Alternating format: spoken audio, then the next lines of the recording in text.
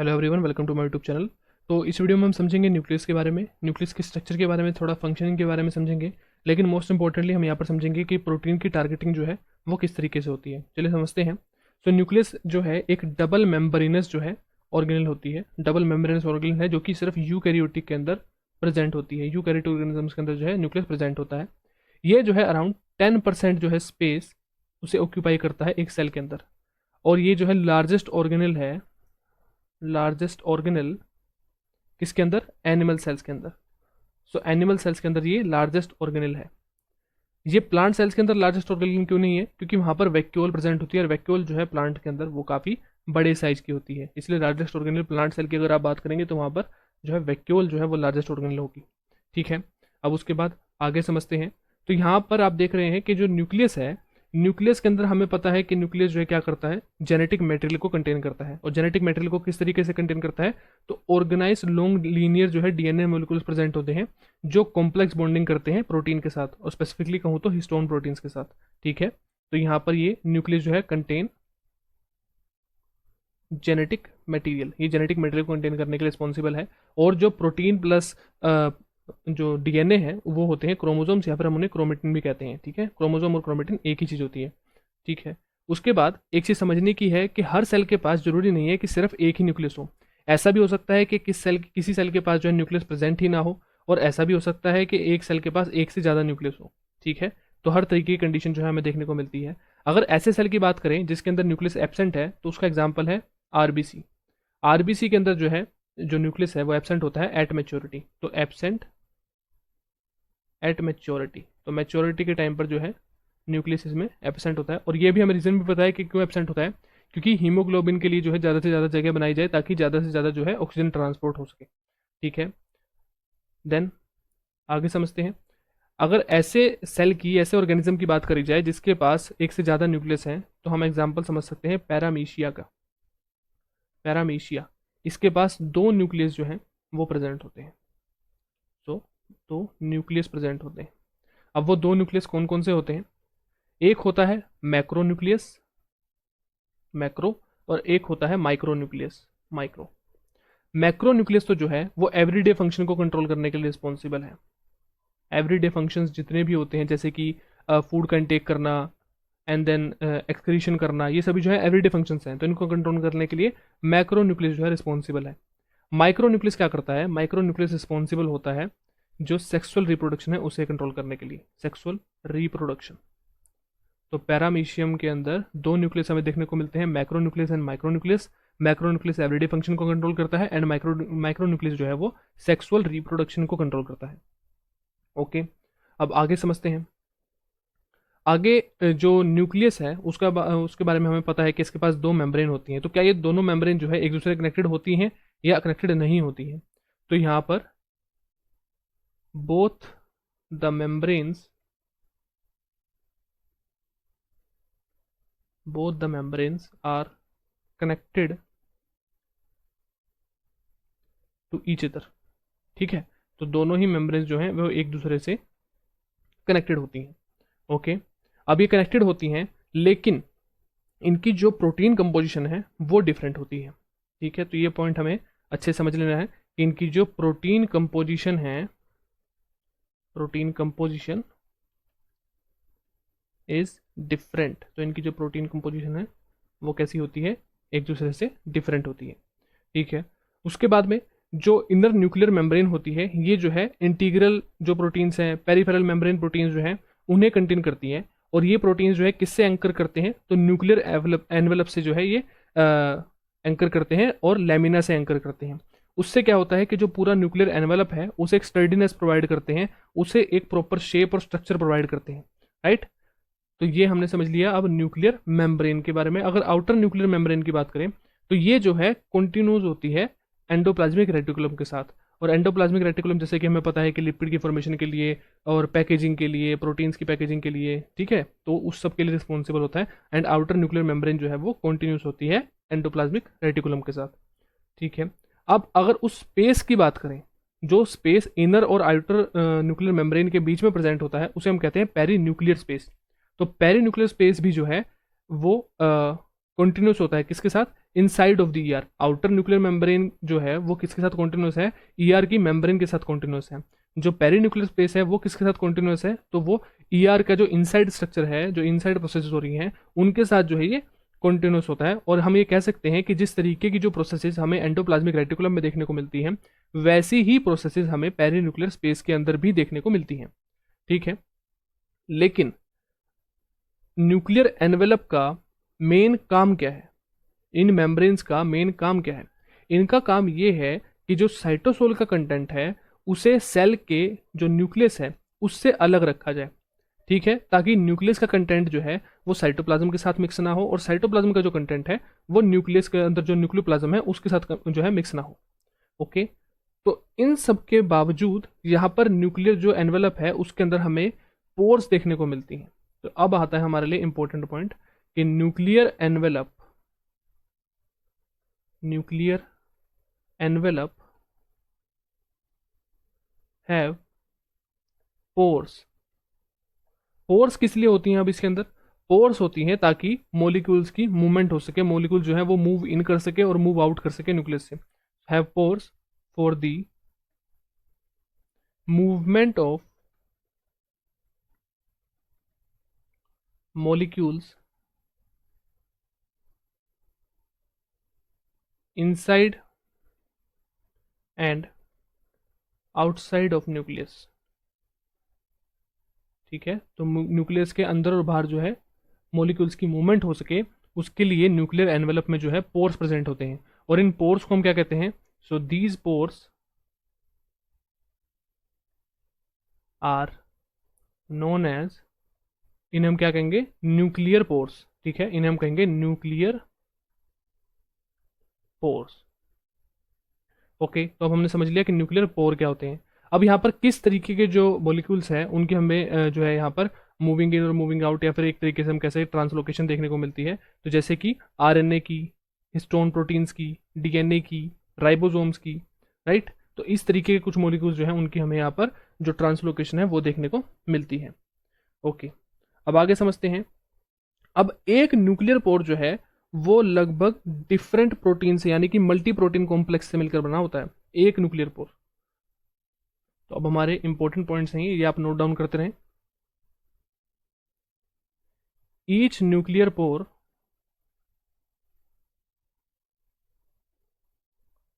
Consist of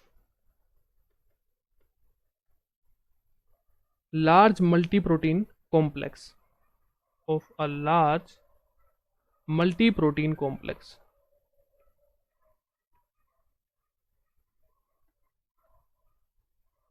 okay, अब इसके बारे में आगे समझें। और इस जो मल्टी प्रोटीन कॉम्प्लेक्स है एक न्यूक्लियर पोर का, उसे हमने क्या नाम दिया? Nuclear pore complex. इस न्यूक्लियर पोर कॉम्प्लेक्स का क्या काम है, कि क्या करता है, वो हम अभी थोड़ी देर में समझ जाएंगे इसी वीडियो के अंदर। ओके, तो हर न्यूक्लियर पोर कॉम्प्लेक्स जो है ये एक सिलेंड्रिकल स्ट्रक्चर होता है, जिसकी जो सिमेट्री है वो हमें ऑक्टागोनल जो है एक सिमेट्री देखने को मिलती है इसकी। ठीक है, यहाँ पर क्या होता है, इनर और आउटर मेम्ब्रेन जो है उनका हमें एक फ्यूजन देखने को मिलता है इन न्यूक्लियर पोर कॉम्प्लेक्स के अंदर। तभी तो वहाँ पर देखो एक पोर की फॉर्मेशन होगी। अगर मान लीजिए ये एक जो है लेयर है, ये डबल मेम्ब्रेनस लेयर है एक, अगर इस मेम्ब्रेनस लेयर के अंदर हमें एक पोर क्रिएट करना है तो वो पोर कैसे क्रिएट होगा? यहाँ पर इस तरीके से इन दोनों मेम्ब्रेन्स का, आउटर का और इनर मेम्ब्रेन का, ये आउटर मेम्ब्रेन, ये इनर मेम्ब्रेन, तो इनका फ्यूजन तो हमें यहाँ पर दिखाना पड़ेगा ना। तभी तो यहाँ पर जो है एक पोर की क्रिएशन होगी, ताकि यहाँ से जो मटेरियल है वो इनसाइड एंड आउटसाइड मूव कर सके। ओके, उसके बाद जो न्यूक्लियर पोर कॉम्प्लेक्स है वो अराउंड 30 डिफरेंट प्रोटीन्स जो है उनसे मिलकर जो है यहाँ पर ये बना होता है। मतलब एक न्यूक्लियर पोर कॉम्प्लेक्स जो है वो consist of multiple copies of 30 different proteins. मतलब 30 डिफरेंट प्रोटीन्स और उनकी भी मल्टीपल कॉपीज जो है एक न्यूक्लियर पोर कॉम्प्लेक्स में हमें देखने को मिलती है। और इन प्रोटीन्स को हम क्या कहते हैं? इन प्रोटीन्स को हम कहते हैं न्यूक्लियोपोरिन्स। न्यूक्लियोपोरिन्स। सो न्यूक्लियोपोरिन्स क्या कर रहे हैं? न्यूक्लियोपोरिन्स जो है ये क्या है, वो प्रोटीन्स हैं जो कि न्यूक्लियर पोर कॉम्प्लेक्स को बनाने के लिए रिस्पॉन्सिबल हैं। ठीक है, अब जो न्यूक्लियस है, एक मेमेलियन सेल के न्यूक्लियस के अंदर हमें कितने पोर्स देखने के लिए मिल सकते हैं? मैं स्पेसिफिकली मेमेलियन सेल की बात कर रहा हूँ। तो मेमेलियन सेल के न्यूक्लियस के अंदर हमें कितने जो है यहाँ पर पोर्स देखने को मिल सकते हैं? तो अराउंड 3000 टू 4000 पोर्स हमें देखने को मिलते हैं, यानी कि इतना बड़ा जो है एक डिफरेंट, मतलब इतना बड़ा नंबर है पोर्स का यहाँ पर। ओके, अब बात करते हैं न्यूक्लियर मैट्रिक्स की। तो न्यूक्लियर मैट्रिक्स क्या है? न्यूक्लियर स्कैफोल्ड भी कहते हैं जिसे।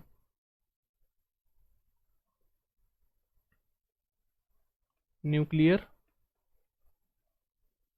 मैट्रिक्स और न्यूक्लियर स्कैफोल्ड। सो इसकी बात करते हैं अब। न्यूक्लियर मैट्रिक्स क्या है, न्यूक्लियर स्कैफोल्ड क्या है? तो ये जो है प्रोटीन फिलामेंट्स का एक नेटवर्क होता है न्यूक्लियस के अंदर, जो कि एक स्ट्रक्चरल फ्रेमवर्क जो है प्रोवाइड करता है, ताकि जो क्रोमेटिन है अंदर उसे ऑर्गेनाइज किया जा सके, और जो ट्रांसक्रिप्शन की जो प्रोसेस है, रेप्लिकेशन की जो प्रोसेस है, उसे फैसिलिटेट किया जा सके। ठीक है, आप फिर से इसके बारे में लिख लीजिए। न्यूक्लियर मैट्रिक्स और न्यूक्लियर स्कैफोल्ड क्या है? ये एक नेटवर्क ऑफ प्रोटीन फिलामेंट्स। ये क्या है? Network of protein filaments in nucleus. तो न्यूक्लियस के अंदर प्रोटीन फिलामेंट्स का एक नेटवर्क है। ये क्या करता है, क्या प्रोवाइड करता है? Structural framework. स्ट्रक्चरल फ्रेमवर्क किसके लिए? फॉर ऑर्गेनाइजिंग क्रोमेटिन, ऑर्गेनाइज करने के लिए क्रोमेटिन को। और साथ ही साथ अभी एक और पॉइंट हमने समझा था कि फैसिलिटेट करने के लिए ट्रांसक्रिप्शन को और रेप्लिकेशन को। ठीक है, फैसिलिटेट ट्रांसक्रिप्शन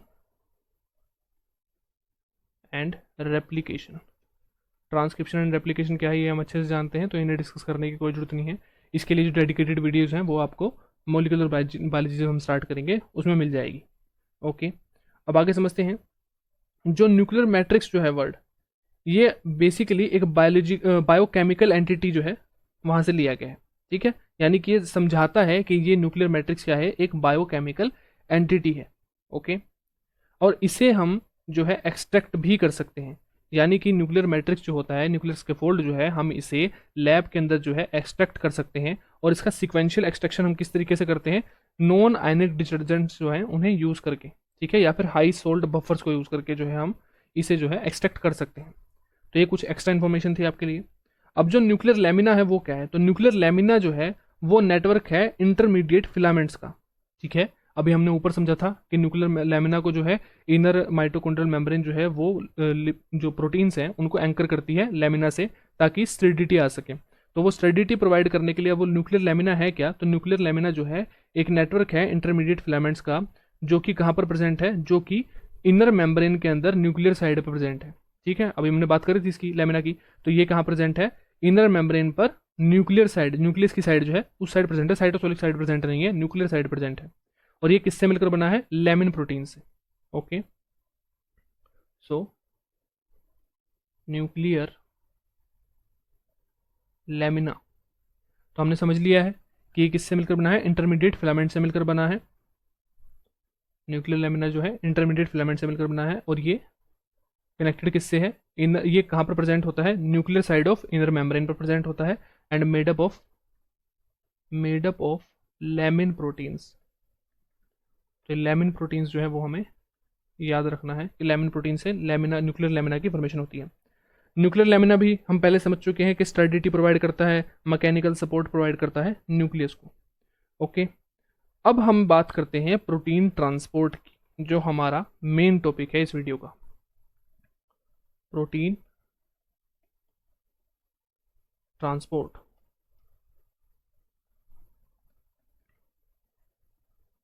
चलिए प्रोटीन ट्रांसपोर्ट को समझते हैं अब अच्छे से। सो प्रोटीन ट्रांसपोर्ट, तो इसके अंदर हमें हर एक चीज़ अच्छे से समझनी होगी। सबसे पहली बात, प्रोटीन का ट्रांसपोर्ट कहाँ से कहाँ हो रहा है यहाँ पर? तो प्रोटीन का जो ट्रांसपोर्ट है वो साइटोसोल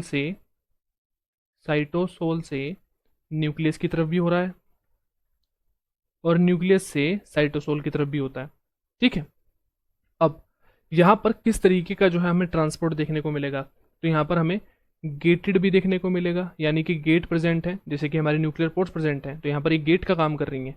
तो गेट प्रेजेंट है, न्यूक्लियर पोर कॉम्प्लेक्स प्रेजेंट है, और इस गेट को क्रॉस करके जो है प्रोटीन को अदर साइड पहुंचना है। ट्रांस मेम्ब्रेन भी हमें देखने को मिलेगा कि जो मेम्ब्रेन है डायरेक्टली उसे ही क्रॉस कर लिया, और वेसिकुलर भी जो है हमें प्रोटीन ट्रांसपोर्ट न्यूक्लियस के केस में देखने को मिल जाता है। ठीक है, अब यहाँ पर जो जिस प्रोटीन का ट्रांसपोर्ट हो रहा है वो कोर ट्रांसलेशनल है या फिर पोस्ट ट्रांसलेशनल है। सो कोर ट्रांसलेशनल है या फिर पोस्ट ट्रांसलेशनल है। पोस्ट ट्रांसलेशनल कोर ट्रांसलेशन का मतलब ये है कि जो ट्रांसलेशन की प्रोसेस है, जो प्रोटीन सिंथेसिस की प्रोसेस है, वो अभी चल रही है, वो या फिर वो कंप्लीट हो चुकी है। अगर कोर ट्रांसलेशनल प्रोटीन का ट्रांसपोर्ट होगा तो वो हमेशा ऑलवेज बिफोर फोल्डिंग होगा, ऑलवेज बिफोर फोल्डिंग, यानी कि फोल्डिंग होने से पहले जो है इस प्रोटीन का ट्रांसपोर्ट हो जाएगा, जो फाइनल फोल्डिंग हमें देखने को मिलती है प्रोटीन की। लेकिन पोस्ट ट्रांसलेशनल जो प्रोटीन है उसका कैसे होगा, इसका बिफोर फोल्डिंग भी हो सकता है, इसका जो ट्रांसपोर्ट है वो बिफोर फोल्डिंग भी हो सकता है, और कैसा हो सकता है, आफ्टर फोल्डिंग भी हो सकता है, आफ्टर फोल्डिंग। मतलब दोनों ही बातें हैं पोस्ट ट्रांसलेशन के लिए कि यहाँ पर बिफोर फोल्डिंग भी हो सकता है और आफ्टर फोल्डिंग भी हो सकता है। अब हम समझते हैं एक प्रोटीन का transport via nuclear pore complex, और ये प्रोटीन जो है वो कहाँ से कहाँ मूव करेगा, तो ये मूव करेगा फ्रॉम साइटोसोल टू न्यूक्लियस। ठीक है, तो पहले हम समझते हैं साइटोसोल टू न्यूक्लियस जो है प्रोटीन कैसे ट्रांसपोर्ट हो रहा है। अब अच्छे समझते हैं इस चीज़ को, काफ़ी इंपॉर्टेंट पॉइंट्स हैं ये। तो यहाँ पर प्रोटीन का क्या हो रहा है, उसका एक्सपोर्ट हो रहा है या फिर उसका इंपोर्ट हो रहा है। तो साइटोसोल से न्यूक्लियस के अंदर जा रहा है ना, तो न्यूक्लियस के अंदर जा रहा है तो इसका क्या हो रहा है, इंपोर्ट हो रहा है, न्यूक्लियस में इसका इंपोर्ट हो रहा है। ओके, ट्रांसपोर्ट किस तरीके का है, गेटेड ट्रांसपोर्ट है। ठीक है, प्रोसेस कैसी है, रेगुलेटरी है, एक्टिव प्रोसेस भी हो सकती है, मतलब इसे हम रेगुलेट भी कर सकते हैं और ये एक्टिव प्रोसेस है। ओके, एक्टिव प्रोसेस हम समझ चुके हैं पहले की वीडियोस में। उसके बाद ये पोस्ट ट्रांसलेशनल ट्रांसपोर्ट है, मतलब जो प्रोटीन है उसकी फॉर्मेशन कंप्लीटली हो चुकी है, प्रोटीन सिंथेसिस कंप्लीट हो चुकी है, पोस्ट ट्रांसलेशनल ट्रांसपोर्ट है ये। ओके, अब एक चीज़ हम समझ लेते हैं, और वो चीज़ क्या है कि जो प्रोटीन्स जिनका size less than 50 kilo Dalton होगा वो कैसे जो है वो पैसिव प्रोसेस से एंटर कर सकते हैं। ठीक है, जिनका साइज 50 किलो डाल्टन से कम होगा वो पैसिव प्रोसेस से जो है, मोस्ट ऑफ द प्रोटीन्स जो है पैसिव प्रोसेस से एंटर या एग्जिट कर सकते हैं न्यूक्लियस में। ठीक है, लेकिन जो proteins more than 50 kilo Dalton होंगे उनका हमेशा जो है कैसे होगा, जो कि मोर देन 50 किलो डाल्टन है उनका हमेशा जो है एक्टिव से ही होगा, मतलब इनका कभी भी पैसिव से नहीं हो सकता। जो लेस देन 50 किलो डाल्टन है उनका पैसिव से होगा मोस्ट ऑफ द केस में, इनका पैसिव से होगा मोस्ट ऑफ द केस में, लेकिन एक्टिव से भी हो सकता है। तो इनका एक्टिव से भी हो सकता है लेकिन मोस्ट ऑफ द केसेस में जो है पैसिव से होगा। ओके, ये चीज़ अच्छी समझ ली हमने। अब आगे मूव करते हैं। अब यहाँ पर जो प्रोटीन है वो पोस्ट ट्रांसलेशनल ट्रांसपोर्ट हो रहा है उसका साइटोसोल से न्यूक्लियस में, लेकिन वो आफ्टर फोल्डिंग है, बिफोर फोल्डिंग है, कैसा है, तो ये होगा आफ्टर फोल्डिंग। ओके, ये होगा आफ्टर फोल्डिंग। और इसको सिंथेसाइज किसने किया है, तो इसको सिंथेसाइज करा होगा मेम्ब्रेन फ्री राइबोसोम्स ने, मेम्ब्रेन फ्री राइबोसोम्स, यानी कि ऐसे राइबोसोम्स जो न्यूक्लियस की मेम्ब्रेन के ऊपर या फिर ईआर की मेम्ब्रेन के ऊपर प्रेजेंट नहीं होते। ठीक है, मेम्ब्रेन फ्री होते हैं, जो साइटोसोल में प्रेजेंट होते हैं। अब यहाँ पर बात करते हैं हम सिग्नल सीक्वेंस की। ये हमने प्रीवियस 2-3 वीडियोस में हम समझ रहे हैं लगातार, लाइसोसोम्स के अंदर भी, प्रोक्सोम्स के अंदर भी, माइटोकॉन्ड्रिया के अंदर भी, कि सिग्नल सीक्वेंस जो है वो कितना इंपॉर्टेंट रोल प्ले करता है। तो क्या यहाँ पर सिग्नल सीक्वेंस प्रेजेंट है कि नहीं है, तो यहाँ पर सिग्नल सीक्वेंस जरूर प्रेजेंट है। तो हम इसके आगे लिख सकते हैं विथ सिग्नल सीक्वेंस, या फिर विथ सिग्नल भी लिख सकते हैं, विथ सिग्नल के सिग्नल के साथ जो है ये प्रोटीन जो है एंटर कर रहा है। ठीक है, अब जो सिग्नल सीक्वेंस है वो कहाँ पर प्रेजेंट है, एन टर्मिनल पे है कि सी टर्मिनल पे है या फिर इंटरनल है, तो ये होगा इंटरनल। ये जो सिग्नल है वो पेप्टाइड में, पॉलीपेप्टाइड में इंटरनली प्रेजेंट होगा। ठीक है, अब बात करते हैं वो सिग्नल क्या कहलाएगा। तो सिग्नल को कहेंगे हम न्यूक्लियर लोकलाइजेशन सिग्नल, एनएलएस। इसे हम कहेंगे NLS, nuclear localization signal. Okay, अब ये जो न्यूक्लियर लोकलाइजेशन सिग्नल है, अगर इसके बारे में बात करें तो ये सबसे पहले जो है SV40 वायरस के अंदर रिपोर्ट किया गया था। तो first reported in SV40 virus. तो इस सबसे पहले जो है SV40 वायरस के अंदर रिपोर्ट किया गया था। और SV40 वायरस के अंदर किस प्रोटीन में, लार्ज टी एंटीजन प्रोटीन के अंदर, लार्ज टी एंटीजन प्रोटीन में। ओके, तो ये कुछ जनरल पॉइंट्स है जो हमें साथ साथ समझते रहना है। अब ये जो न्यूक्लियर लोकलाइजेशन सिग्नल है, इसके अंदर हमें किस तरीके के जो अमीनो एसिड्स हैं वो ज़्यादातर देखने को मिलते हैं। तो यहाँ पर इसके अंदर हमें जो पॉजिटिवली चार्ज अमीनो एसिड हैं, पॉजिटिव चार्ज अमीनो एसिड्स जो हैं यहाँ पर हमें ज़्यादा देखने को मिलते हैं। पॉजिटिव चार्ज अमीनो एसिड कौन कौन से होते हैं, जैसे कि लाइसिन, अर्जिनिन, ये जो हैं पॉजिटिवली चार्ज अमीनो एसिड्स होते हैं। ओके, अब इस न्यूक्लियर लोकलाइजेशन सिग्नल को जो है रिकॉग्नाइज कौन करेगा, तो इसको रिकॉग्नाइज करेगा इम्पोर्ट रिसेप्टर, जिसे हम कहते हैं इम्पोर्टिन। सो रिकॉग्नाइज्ड बाय इम्पोर्ट रिसेप्टर, जिसका नाम है इम्पोर्टिन। ओके, अब इम्पोर्टिन की थोड़ी सी बात कर लें। इम्पोर्टिन जो है वो क्या है, तो इम्पोर्टिन जो है इम्पोर्ट रिसेप्टर है जो कि न्यूक्लियर लोकलाइजेशन सिग्नल से बाइंड करेगा। और ये किस फैमिली को बिलोंग करता है, तो ये बिलोंग करता है कैरियोफेरिन को, या फिर कैरियोफेरिन की जगह हम कह सकते हैं बीटा इम्पोर्टिन फैमिली को ये बिलोंग करता है, बीटा इम्पोर्टिन फैमिली को ये बिलोंग करता है। ओके, अब आगे समझते हैं। अब यहाँ पर हम जो पूरी प्रोसेस है उसे समझने से पहले एक एग्जाम्पल को समझ लेते हैं, ताकि अगर हम इस एग्जाम्पल को अच्छे से समझ लेंगे तो ये पूरी प्रोसेस जो है वो हमें अच्छे से क्लियर हो जाएगी। ओके, तो एग्जाम्पल समझते हैं हम। एग्जाम्पल हम समझेंगे टी सेल एक्टिवेशन का। ठीक है, टी सेल एक्टिवेशन, इम्यूनोलॉजी में हम टी सेल पढ़ेंगे। तो टी सेल जो है, टी सेल, इसने क्या करा, इसका एक्टिवेशन हमें करना है।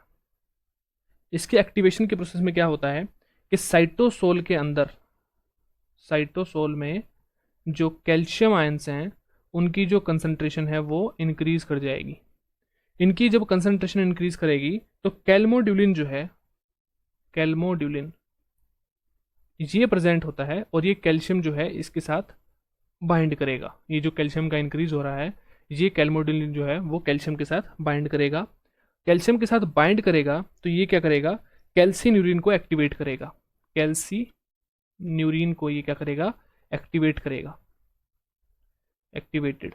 और ये कैल्सीन्यूरिन क्या है, ये है फोस्फाटेज, फोस्फाटेज। और हम समझ चुके हैं पहले भी कि फोस्फाटेज है तो क्या करेगा, वो फोस्फेटाइन को रिमूव करने का काम करेगा। तो यहाँ पर ये किसके ऊपर एक्ट करता है, ये एक्ट करता है NF80 के ऊपर, जिसको बाइंड किया हुआ है फोस्फेट ने। तो इसने जब इसके ऊपर एक्ट करा तो फोस्फेट क्या हुआ, फोस्फेट यहाँ से रिमूव हो जाएगा। तो नेक्स्ट स्टेप में क्या हुआ, यहाँ पर सिर्फ NF80 रह गया और फोस्फेट जो है वो रिमूव हो गया। अब NF80 जो है इसके पास क्या है, इसके पास न्यूक्लियर लोकलाइजेशन सिग्नल है, इसके पास जो है NLS है, NLS। इस NLS के साथ बाइंड किसने करा, इम्पोर्टिन ने, राइट। अब यहाँ पर वो बात चल रही है जिसके बारे में हम पढ़ रहे थे, प्रोटीन टारगेटिंग की। तो NF80 के पास क्या है, NLS है। NLS से किसने बाइंड कर लिया, इम्पोर्टिन ने। ये इसे कहाँ ले गया, न्यूक्लियस के अंदर ले गया। न्यूक्लियस के अंदर जाने के बाद इसने क्या करा, ट्रांसक्रिप्शन फैक्टर्स जो होते हैं उनकी एक्टिवेशन करवा दी। और इस एक्टिवेशन से क्या हुआ, जो टी सेल है वो एक्टिवेट हो गया। ठीक है, तो ये हमने अब कंप्लीट प्रोसेस समझ ली कि एक एग्जाम्पल के साथ कि क्या क्या होता है। सबसे पहले टी सेल की एक्टिवेशन हमें करवानी थी, तो साइटोसोल के अंदर कैल्शियम की जो अमाउंट है वो इंक्रीज हो गया। उसने कैल्मोड्यूलिन से बाइंड करा, कैल्मोड्यूलिन ने कैल्सिन्यूरिन को एक्टिवेट कर दिया जो कि एक फोस्फेटेज है। उसने NF80 के ऊपर जो फोस्फेट था उसको रिमूव कर दिया। रिमूव होने के बाद जो न्यूक्लियर लोकलाइजेशन सिग्नल है वो अब इंपोर्टिन के साथ बाइंड कर सकता है। यहाँ पर जो फॉस्फेट था वो क्या कर रहा था कि न्यूक्लियर लोकलाइजेशन सिग्नल जो कि एनएफएटी के ऊपर प्रेजेंट था उसे इंपोर्टिन से बाइंड नहीं होने दे रहा था। तो जब ये बाइंड कर गया तो इंपोर्टिन ने क्या करा, इसको न्यूक्लियस के अंदर ले जाने का काम करा, और जिससे क्या हुआ, ट्रांसक्रिप्शन फैक्टर्स जो हैं वो एक्टिवेट हो गए। ठीक है, अब जो न्यूक्लियोपोरिन्स हैं उनके बारे में हम बात कर चुके हैं, तो अब हम दोबारा बात नहीं करेंगे उनके बारे में। बस हमें एक चीज़ समझनी है कि जो न्यूक्लियोपोरिन्स होते हैं वहाँ पर हमें एफजी रिपीट देखने को मिलता है। ठीक है, मान लीजिए ये एक न्यूक्लियर पोर की फॉर्मेशन हो रही है, न्यूक्लियर पोर की फॉर्मेशन हो रही है, तो यहाँ पर ये न्यूक्लियर पोर कॉम्प्लेक्स है, ये न्यूक्लियर पोर कॉम्प्लेक्स हो गया। तो यहाँ पर बस हमें ये याद रखना है कि यहाँ पर एफ जी रिपीट जो है वो प्रेजेंट होते हैं, एफ जी रिपीट। और ये एफ जी रिपीट क्या है, एफ जी है फिनाइलएलेनिन, फिनाइलएलेनिन अमीनो एसिड है, और जी क्या है, ग्लाइसिन। ठीक है, तो बस हमें ये याद रखना है कि एफ है फिनाइलएलेनिन और जी क्या है, ग्लाइसिन। ओके, अब आगे समझते हैं। अब अगर हम बात करें एक्सपोर्ट की, के न्यूक्लियस से अगर साइटोसोल की तरफ हमें जो प्रोटीन है उसे एक्सपोर्ट करना है तो कैसे होगा, तो सेकंड पॉइंट अब समझते हैं। यहां पर हमें क्या देखना है, न्यूक्लियस टू साइटोसोल।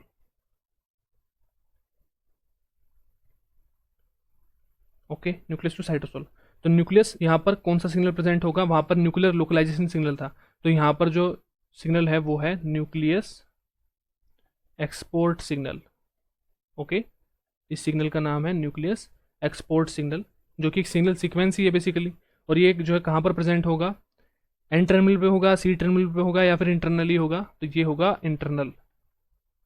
ठीक है, और ये कैसा होगा, नॉन क्लीवेबल, यानी कि इसे क्लीव नहीं किया जाएगा। जब प्रोसेस कंप्लीट हो जाएगी तो इसे क्लीव करके अलग नहीं किया जाएगा, ये प्रोटीन के साथ ही प्रेजेंट रहेगा। ये जो न्यूक्लियर एक्सपोर्ट सिग्नल है ये कैसा होता है, ल्यूसिन रिच होता है, ल्यूसिन रिच। वहां पर हमने देखा था कि positive charge amino acid rich होता है। ठीक है, उसके बाद आगे समझते हैं। यहाँ पर ये किसके साथ बाइंड करेगा, तो ये बाइंड करेगा एक्सपोर्टिन के साथ। एक्सपोर्टिन, नाम से पता लग रहा है एक्सपोर्ट करेगा ये। और ये क्या है, एक्सपोर्टिन क्या है, एक्सपोर्ट रिसेप्टर है, एक्सपोर्ट रिसेप्टर। ठीक है, अब हमने समझ लिया कि वहाँ पर क्या हो रहा था, न्यूक्लियर लोकलाइजेशन सिग्नल था, वो इंपोर्टिन के साथ बाइंड कर रहा था, वो उसे अंदर लेके जा रहा था। सेम चीज़ यहाँ पर है कि यहाँ पर जो न्यूक्लियस एक्सपोर्ट सिग्नल है वो यहाँ पर एक्सपोर्टिन के साथ बाइंड कर लेगा, वो उसे बाहर ले जाएगा। वहाँ पर न्यूक्लियर लोकलाइजेशन सिग्नल था। ठीक है, तो ये चीज़ें हमने समझ ली। अब एक फिगर के साथ हम जो है पूरी प्रोसेस को समझते हैं कि यहाँ पर कंप्लीट प्रोसेस क्या है, दोनों साइड बाय साइड कैसे चल रही है प्रोसेस। ठीक है, तो यहाँ पर ये आ गई हमारी न्यूक्लियर मेम्ब्रेन।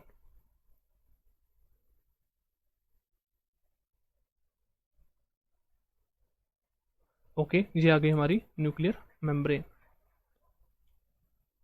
अब इस न्यूक्लियर मेम्ब्रेन के अंदर यहाँ पर क्या प्रेजेंट है, यहाँ पर प्रेजेंट था हमारा जो न्यूक्लियर पोर कॉम्प्लेक्स है, और वहाँ पर हमें एफ जी रिपीट देखने को मिलेंगे। ठीक है, अभी हमने जस्ट अभी समझी थी ये बात, तो यहाँ पर न्यूक्लियर पोर कॉम्प्लेक्स में हमें एफ जी रिपीट देखने को मिलते हैं। ठीक है, अब ये जो पार्ट है ये है न्यूक्लियस के अंदर का पार्ट, मैं यहीं पर मेंशन कर देता हूँ, ये न्यूक्लियस के अंदर का पार्ट है, ये साइटोसोल का पार्ट है, ताकि हमें किसी तरीके की कन्फ्यूजन ना रहे। ओके, अब यहाँ पर क्या हुआ, एक इम्पोर्टिन है, सबसे पहले तो एक प्रोटीन है, हम इसको अलग कलर से बनाते हैं। तो रेड कलर वाला जो प्रोटीन है उसे न्यूक्लियस के अंदर जाना है, तो ये प्रोटीन है, और इसके पास ये एनएलएस भी है। तो एनएलएस अलग नहीं होगा, प्रोटीन के इंटरनली है, लेकिन जिस सिर्फ दिखाने के लिए यहाँ पर एनएलएस अलग लिखा गया है। और ये किसके साथ बाइंड करेगा, तो ये बाइंड करेगा इम्पोर्टिन के साथ। ये हमने इम्पोर्टिन बना दिया, ये हो गया इम्पोर्टिन।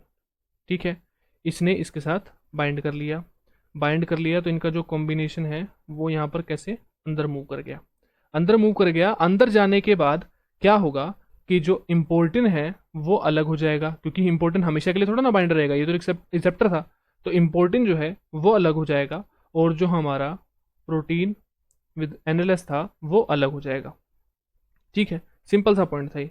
ऐसे ही अब एक्सपोर्ट की बात करते हैं। यहाँ पर हम थोड़ा कलर चेंज ग्रीन कलर से समझेंगे। यहाँ पर ये प्रोटीन है और इसके पास क्या है, NES है, न्यूक्लियर एक्सपोर्ट सिग्नल है। ठीक है, ये भी इंटरनली प्रेजेंट है, लेकिन सिर्फ दिखाने के लिए जो है यहाँ पर इसे ऐसे बनाया गया।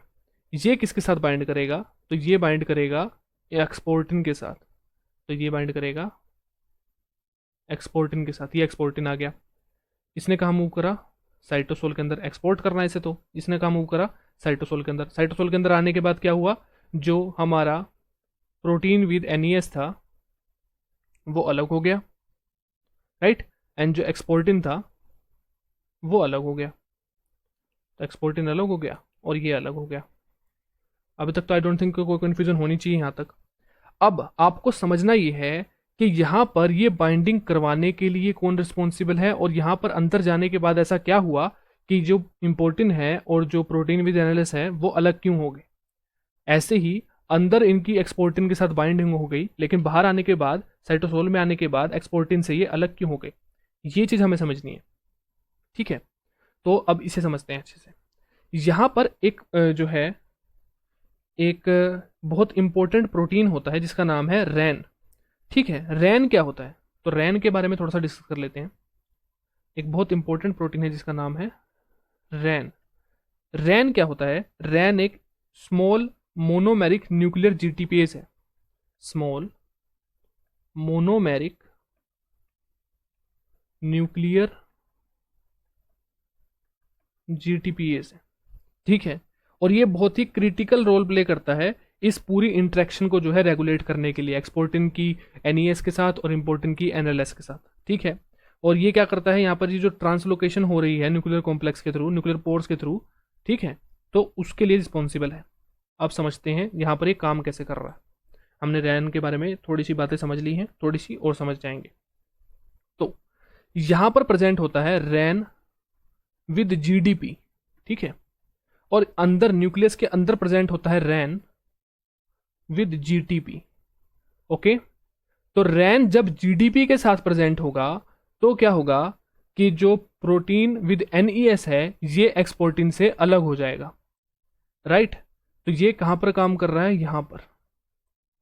अगर रैन GDP प्रेजेंट होगा तो रैन GDP जो है प्रोटीन NES और जो एक्सपोर्टिन है वो अलग हो जाएंगे इसकी रैन GDP की प्रेजेंस में।